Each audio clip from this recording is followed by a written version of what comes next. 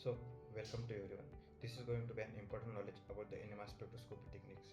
In that, we will see some basic concepts of NMR spectroscopy techniques, 1D spectroscopy techniques, and 2D spectroscopy techniques. I am Krushna D from NMR Research Centers in Arjun Lab Science, Hyderabad. I am primary worker for regular routine analysis of the compound with NMR spectroscopy techniques. We will daily see here different structures of the molecules and their NMR reports. So, principle of the nuclear magnetic resonance spectroscopy is nucleus having spin and all nucleus having electrical charge. When it is placed in electrical magnetic field, it goes to lower energy level to higher energy level, and when it's come to ground state, it emits the radiation. This radiation is captured by detector and produce a NMR spectra. We will discuss about our second topic is basic concepts of NMR. NMR active compound. The compound whose molecular mass is odd, only those compounds will be determined by NMR. Second one is chemical shifts. The separation between peak position and TMS is known as chemical shifts. It is denoted by delta. Third one is solvent used in NMR. So, deuterated solvents is used in NMR. Generally, DMSO-D6 and chloroform are commonly used in NMR. Another solvents are rarely used in NMR like acetone, acetonitrile, acetic acid, TFA, ditto, and methanol. Next one is approximate chemical shifts ranges for selected type of proton. Alkyl group attached to CH, CH2 and CH3 generally come at 0 to 2 ppm. Aromatic group attached to CH2, nitrogen attached to CH2, sulfur attached to CH2, carbonyl attached to CH2 are came at 1.6 to 2.7 ppm. Halogen group attached to CH2, that is fluorine, chlorine, bromine, iodine, and oxygen attached to CH2 are appear at 2 ppm to 4.8 ppm. Aliphatic OH and NH is came at 0 to 5 ppm. CH is came at 4.2 to 7 ppm. Aromatic protons are appear at 6.5 to 8 ppm. Aldehydic protons is appear at 9 to 10 ppm and acidic proton is came at 10 to 12 ppm. So today's one of the important topic is 1D spectroscopy technique. In that three types are there. First one is 1D experiment. In that we will see proton, carbon, fluorine, phosphorus, boron and VT NMR. Second one is carbon techniques. In that we will see carbon, depth 45, depth 90, depth 135 and APD techniques. Third one is space through correlation techniques. In that we will see NOE, that is nuclear overhauser enhancement spectroscopy, and ROE, that is rotating frame overhauser enhancement spectroscopy. So let us discuss about 1D spectroscopy experiment. In that first is proton. Proton NMR is used to determine type and number of hydrogen atom in the molecule. Range of hydrogen spectrum is generally 0 to 14 ppm. At 0 ppm, TMS, that is tetramethylsilane peak is appear. From 0 to 5 ppm, generally called as aliphatic region, and 5 to 10 ppm is called as aromatic region. In this slide, chemical shift value of proton NMR is mentioned. In proton spectroscopy, one of the important concepts is coupling constant. So, the distance between adjacent peak in the multiplet is constant. This value is called as coupling constant, and it is denoted by J. There are three types of coupling constants. First one is geminal coupling. Coupling between the same carbon atom. Generally, its range is between 10 to 15 Hz. Second one is vicinal coupling. Coupling between the different carbon atoms. These protons are separated by 3 bonds. Third one is long range coupling. Coupling between more than 3 bonds. In this slide, we will observe NMR spectrum of tranexamic acid. In that, we will clearly identify aromatic protons and their splitting patterns. In this second slide, we will observe NMR spectra of phenyl acetate. In that, we are clearly saw aliphatic protons and their splitting patterns. Fluorine NMR spectroscopy is an important analytical technique used to identify and characterize molecules that contain fluorine. The range of fluorine NMR is generally 0 to -220 ppm. Applications. Fluorine NMR is used in variety of applications, including first one is drug development. Fluorine NMR is an important tool for drug development because many pharmaceuticals contain fluorine. Second one is chemical biology. Fluorine NMR is used to investigate the structures and mechanism of biological molecules. Third one is oximetry. Fluorine NMR is used for oximetry because of linear dependence between the 19S spin lattice relaxation rate and oxygen.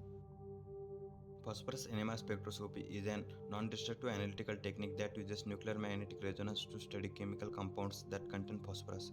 Generally, the range of phosphorus NMR is 200 to minus 200 ppm.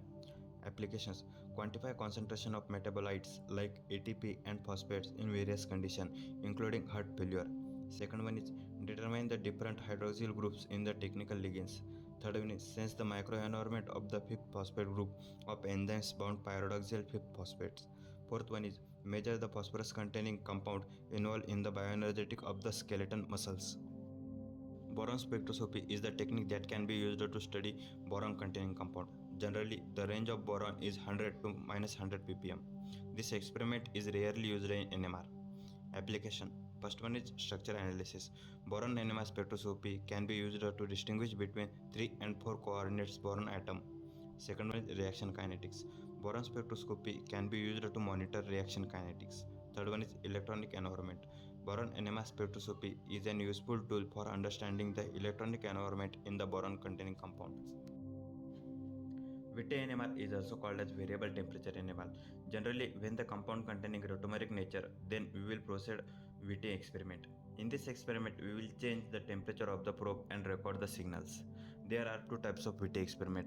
First one is low temperature VT experiment and second one is high temperature VT experiment. So why low temperature VT experiment? Because of chemical instability. Second one is following a low temperature reaction, following exchange process or conformational changes. So why high temperature NMR? Because of solubility issue, broad peaks, following an elevated temperature reactions, following exchange process or conformational changes. When we will proceed with the experiment, at that time you have to knowledge of some initial consideration. In that, first one is solvent melting point and boiling point.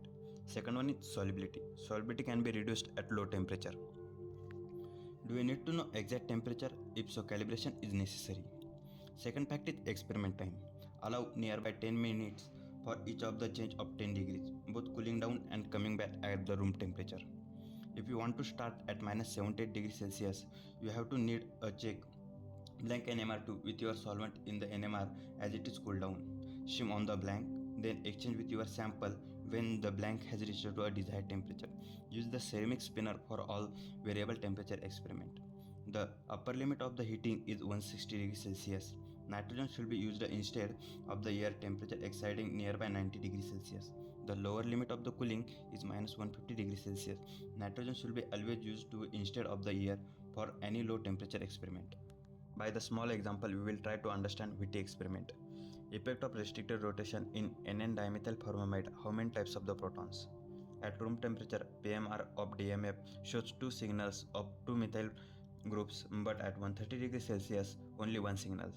At the room temperature, lone pair of electrons on nitrogen are in resonance. Because of the formation of double bond rotation are restricted due to increased double bond characteristics, both methyl groups experience different chemical environment and use two signals. But at 130 degrees Celsius, carbon-nitrogen rotation are very rapid. Therefore, double bond can be not formed, and hence both methyl groups experience same chemical environment. Carbon techniques. It is an important technique for the determining the structure of organic molecules. Carbon spectra can be used to determine number of non-equivalent carbon and to identify the type of the carbon atom, that is methyl, methylene, aromatic, carbonyl and so on, that may be present in a compound. Thus, carbon NMR provide direct information about the carbon skeleton of a molecule. However, structure determination is generally easier with carbon spectra and proton spectra. Typically, both techniques are used together to determine the structure of an unknown compound. The range of carbon NMR is generally 0 to 220 ppm. Carbon chemical shift values in ppm. Generally, the chemical shift from 0 to 100 ppm is called as aliphatic region. From the 100 to 180 ppm is called as aromatic region in carbon. Halogen like iodine, bromine, chlorine group attached carbon is came at 40 to 65 ppm. Aldehyde carbon and acidic carbon is generally came at 160 to 220 ppm. Carbon spectrum. For better understanding purpose, we will take some example of carbon NMR. We will see carbon spectra of toluene, which is prepared in deuterated chloroform solvent. Here, one of methyl group is there nearby, came at 22 ppm, and another 5 protons are aromatic, each came at 120 to 140 ppm. DEPT, that is depth experiment. Number of protons attached to the carbon atoms. A very useful sequence in carbon spectroscopy is employed in the experiment called as distortionless enhancement by polarisation transfer, better known as DEPT. The DEPT method has become one of the most important techniques available to the NMR spectroscopies for determining the number of hydrogen attached to a given carbon atom. In that, first one is DEPT 45. Only carbon atom that bear any number of hydrogen will produce a peak. Second one is DEPT 19. Shows peak only for those carbon atoms which are part of methine, that is CH groups. Third one is DEPT 135. In that, methynes and methyl carbons give rise to a positive peak, whereas methylene carbons appear as an inverse peak. Quaternary carbons, which has no attached hydrogen, gives no signals in DEPT experiment. For better understanding of DEPT experiment, we will take one of the example of 3,5-dimethyl benzyl methoxyacetate. In that, first one is DEPT 45. All signals are observed at positive sites, that is positive spectra. Second one is DEPT 19. Only CH can be observed, that is C4, C2 and C6. Third one is DEPT 135.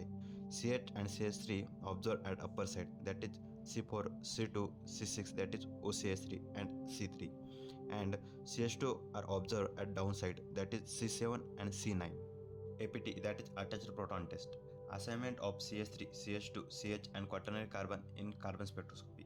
In APT spectrum, CH2 carbons and quaternary carbons came at positive sides, whereas CH and CH3 carbons came at negative side. For better understanding purpose, we will take one of the simple example of 3,5-dimethyl benzyl methoxyacetate. That is, in upper side, even number of protons are attached. That is C7 at 65 ppm attached to hydrogen, C9 at 17 ppm attached to hydrogen, at C1 150 ppm, C3 at C5 at 160 ppm, C8 at 180 ppm, that is carbonyl carbon is a quaternary carbon.